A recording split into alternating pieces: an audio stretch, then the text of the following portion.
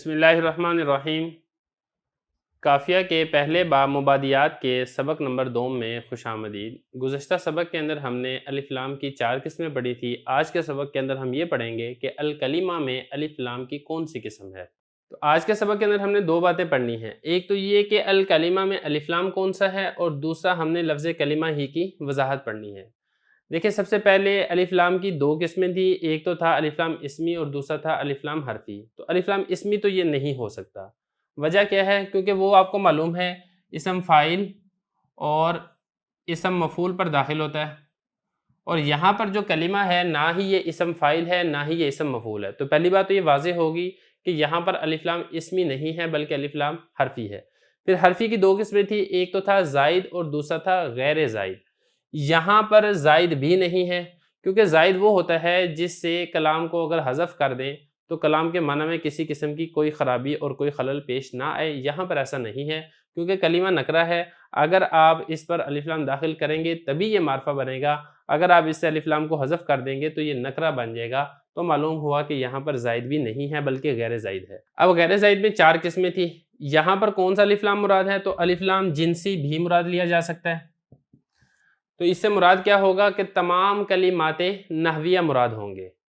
تو الف لام جنسی بھی آپ یہاں سے مراد لے سکتے ہیں، اور اس سے آپ الف لام عہد خارجی بھی مراد لے سکتے ہیں۔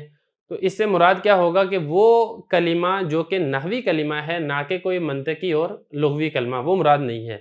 البتہ آپ یہاں پہ الف لام استغراقی مراد نہیں لے سکتے۔ کیوں نہیں لے سکتے؟ کیونکہ میں آپ کو یہ بھی بتا چکا ہوں کہ اس سے مراد کلمات نحویہ ہی ہیں، تمام کلمات مراد نہیں ہیں، منطقی اور لغوی کلمات مراد نہیں ہیں۔ تو معلوم ہوا استغراقی بھی آپ مراد نہیں لے سکتے۔ باقی یہ کہ عہد ذہنی والا الف لام مراد لے سکتے ہیں یا نہیں، تو وہ بھی آپ یہاں پہ مراد نہیں لے سکتے، کیونکہ عہد ذہنی والا جو الف لام ہے وہ الف لام نکرہ کو معرفہ نہیں بناتا ہے، بلکہ لفظ پر الف لام داخل ہونے کے باوجود بھی وہ نکرہ ہی رہتا ہے۔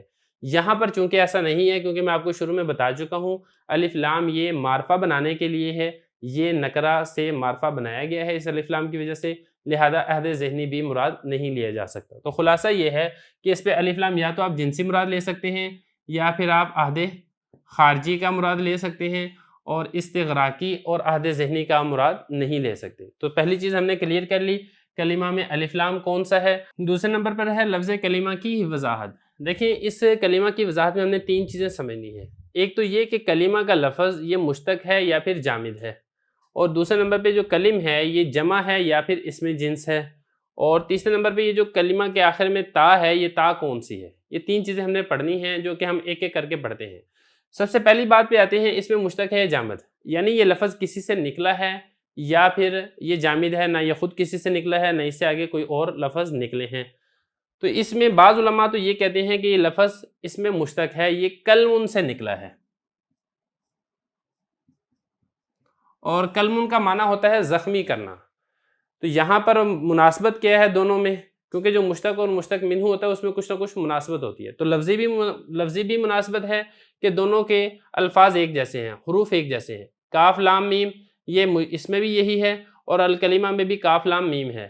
اور دوسرا معنی کے اندر بھی مناسبت ہے کہ دونوں کے معنی کے اندر زخمی کرنے والا معنی پایا جاتا ہے۔ تو اس لیے بعض علماء تو یہ کہتے ہیں کہ یہ لفظ مشتق ہے، لیکن جو صحیح قول ہے جمہور علماء کا وہ یہ ہے کہ یہ لفظ مشتق نہیں بلکہ جامد ہے۔ یہی وجہ ہے کہ آپ کو اس لفظ سے آگے کوئی کسی قسم کی گردان نہیں ملتی، نہ ماضی ہے نہ مضارع ہے نہ امر ہے نہ اسم فاعل ہے نہ اسم مفعول ہے وغیرہ وغیرہ۔ تو پہلی بات تو یہ ہوگی کہ یہ اس میں جامد ہے، اس میں مشتق نہیں ہے۔ دوسرے نمبر پر ہے کہ کلم جمع ہے یا پھر یہ اس میں جنس ہے۔ تو یہاں پر بھی اختلاف ہے، بعض حضرات یہ کہتے ہیں کہ یہ لفظ جمع ہے۔ وجہ کیا ہے، دلیل کیا ہے؟ وہ یہ کہتے ہیں کہ اس کا اطلاق دیکھیں 1 اور 2 پر نہیں ہوتا بلکہ 2 سے زائد پر ہوتا ہے، اور 2 سے زائد پر جس کا اطلاق ہوتا ہے وہ لفظ جمع ہوتا ہے، وہ لفظ واحد نہیں ہوتا اور تثنیہ بھی نہیں ہوتا۔ لیکن جمہور جو نحوی حضرات کہتے ہیں وہ یہ کہتے ہیں کہ یہ والی بات درست نہیں ہے، بلکہ یہ اس میں جنس ہے جو کہ قلیل اور کثیر دونوں کے اوپر صادق آتی ہے۔ اب دلیل کیا ہے جمہور کے پاس؟ تو دیکھیں اس کے بعد 2 دلیلیں ہیں۔ ایک تو یہ ہے کہ قرآن مجید میں آتا ہے الیہ یصعد الکلم الطیب والعمل الصالح، یہاں پہ دیکھیں الکلم آیا، اگر یہ اس میں جنس نہ ہوتا تو آیت مبارک میں یصعد نہ ہوتا بلکہ تصعد ہوتا، واحد مؤنث کے فعل کے ساتھ آتی۔ اور دوسری بات یہ کلم الطیب، کلم کی صفت آئی ہے الطیب، اور اگر یہ جمع ہوتا تو پھر جمع کی صفت مونس آتی ہے، پھر طیبات آنا چاہیے تھا یا پھر الطیبۃ آنا چاہیے تھا، لیکن یہاں پہ الطیب مفرد مذکر لے کر آنا یہ خود دلالت کر رہا ہے اس بات کے اوپر کہ کلم یہ جمع نہیں ہے۔ تو پہلی بات تو یہ ہے کہ یہ اس میں جنس ہے۔ اب یہاں پہ ایک دوسری دلیل بھی ہے، وہ یہ ہے کہ جمع کے جو اوزان ہے وہ کلم فاعل کا کوئی وزن نہیں ہے جمع کا۔ اگر یہ جمع کا صیغہ ہوتا تو پھر یہ جمع کے اوزان میں سے کسی نہ کسی وزن کے اوپر بھی ضرور ہوتا، لیکن یہ جب جمع کے اوزان میں سے کسی وزن پر نہیں ہے تو اس سے معلوم ہوا کہ یہ جمع کا صیغہ بھی نہیں ہے۔ تو یہ دوسری بات کی وضاحت ہوگی کہ یہ اس میں جنس ہے اور جمع کا صیغہ نہیں ہے۔ دو چیزیں ہم نے پڑھ لی۔ تیسرے نمبر پر ہے کہ اس کے آخر میں تا کون سی ہے؟ تو یہ جو تا مدورہ، جو گول تا ہوتی ہے اس کو تا مدورہ کہتے ہیں۔ تو یہ جو تا ہے یہ تا وحدت کی ہے۔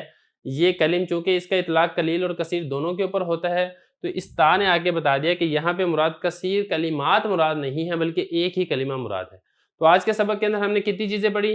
ایک تو ہم نے یہ پڑھ لی کہ الکلمہ میں الف لام کون سا ہے، وہ میں نے آپ کو بتا دیا کہ آپ اس کو الف لام جنسی بھی مراد لے سکتے ہیں اور آپ اس کو عہد خارجی بھی مراد لے سکتے ہیں۔